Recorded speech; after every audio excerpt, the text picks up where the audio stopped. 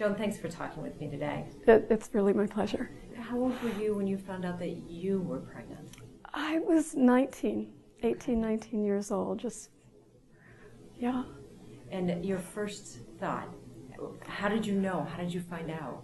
Well, I had thought that maybe I was pregnant times before and had done all the classic really stupid things. Well, not all the stupid things, but doing lots of jumping jacks. I remember doing lots and lots of jumping jacks and punching myself in the belly and trying to do something to bring a period on. And was mostly successful, obviously, until that one time. And I just missed my period. It just wasn't happening. And it's so crazy to reflect on it now, because I'm thinking, what did I expect? I can't even remember if my then boyfriend was using condoms. If he was, it wasn't all the time. And there was some magical thinking going on that somehow that wouldn't happen. And birth control pills weren't legal for women who weren't married at that time? I think they may have been legal, but to go to one's gynecologist, who of course in my case would be my mother's gynecologist, to go to a gynecologist at all. I had gone to one earlier because of bleeding that was caused by something else completely, but the thought of going and talking to my mother's gynecologist about getting birth control, no. Okay, so it was kind of a, I hope I don't get pregnant. Oh yeah. Time. Oh yeah. How did your boyfriend respond when you told him that you thought you might be? That, of course, we couldn't have a baby.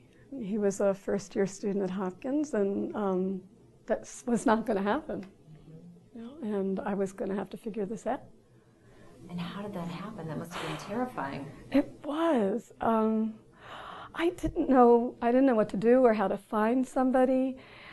I remembered my friends in college. At that point, I had actually dropped out. And I contacted some friends in college about the pregnancy and about what they had done.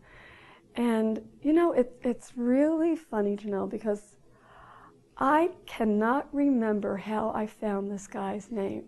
Somebody must have told me. I was working at the library in Baltimore then, and someone must have told me his name, because I really don't remember how I found it. Mm-hmm. Do you remember calling the office? Mm-hmm. Yep. Okay, so did you talk with the doctor or did you talk to the staff? I talked to whoever made appointments, because I wasn't saying to them what I wanted. Right. I was just coming in for a pregnancy test. I didn't know for sure. I just knew I was a number of months late. What do you remember about that visit? I remember going in, and he lived in a beautiful townhouse in a beautiful old part of Baltimore.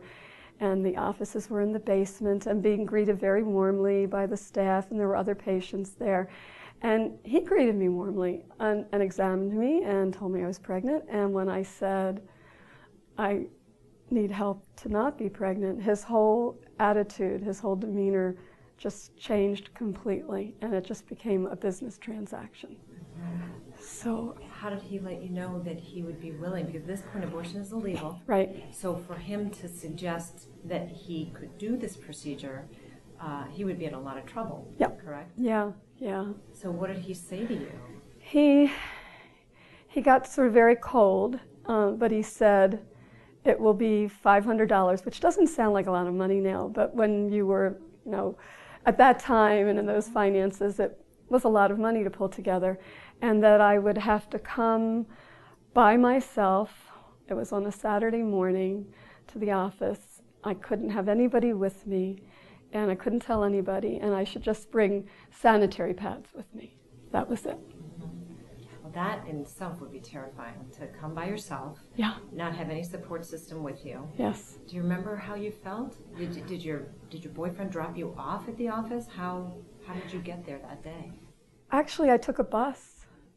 And I remember to this day what I was wearing really, really well.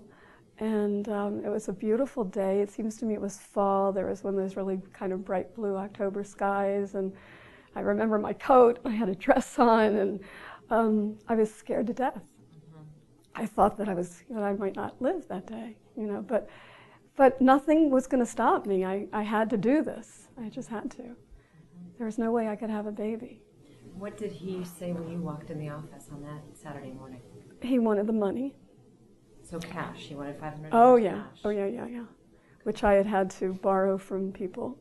So he wanted the money, and then he certainly wasn't warm and friendly. So then we went into the I was going to call it the procedure room, but that's not what he would have called it. It was just his examination room. So he took me into the room, which was really kind of dimly lit, which seemed kind of weird.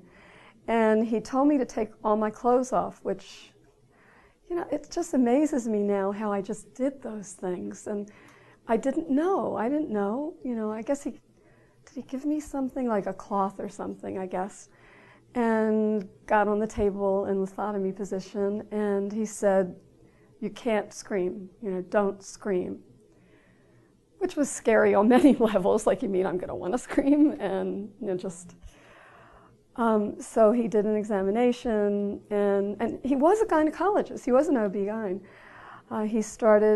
He said to me, "I'm going to give you a shot of something so that you won't feel anything." That's not what he gave me. I know that. He gave me, I don't know what the drug was, but it was something that sort of took the fight out of me a little bit, but did not reduce sensation at all. And I felt everything. I mean, I felt the tenaculum go into my cervix, and I felt, I mean, not that you have all that much sensation on the interior of your uterus, but nonetheless, it was, I had always been someone who had terrible, terrible cramps with periods, so consequently, it was a very, very crampy, painful procedure. And I just laid there and didn't do anything, you know, cried quietly. And then at the end, he had the jar. I guess he was scraping, obviously. He wasn't doing a vacuum aspiration. He held up this jar sort of proudly that I should see it, which I really wasn't at that point all that interested in seeing. And then he walked away, and then he came back over. And this is the really difficult part, because, you know, I wasn't dressed. I didn't have a whole lot on. And he started saying, you know, you have a beautiful body, and I'm like sort of out of it. And he said, you know, I'm going to suck on your breasts because that will help your uterus to contract more quickly. And he started to bring his head down to me, and somehow I managed to push him away.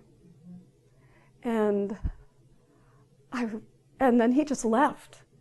And I just laid there on that table crying and shaking, and I felt, this sounds weird, but I felt so lucky that I didn't get more abused, more assaulted. And in fact, I never even defined that as a sexual assault for decades. I don't know why. It was almost like it was just part of the abortion.